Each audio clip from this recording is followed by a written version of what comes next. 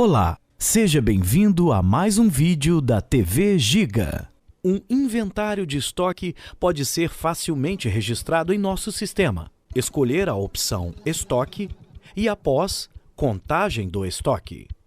Nesta tela, vemos que todos os produtos cadastrados são listados na grade.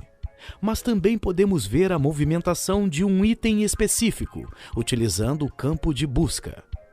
Temos as informações de código de barras, descrição, saldo atual, novo saldo e movimentação.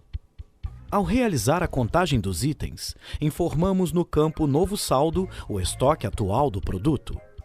Para verificar a movimentação do produto, basta clicar em Ver Movimentação.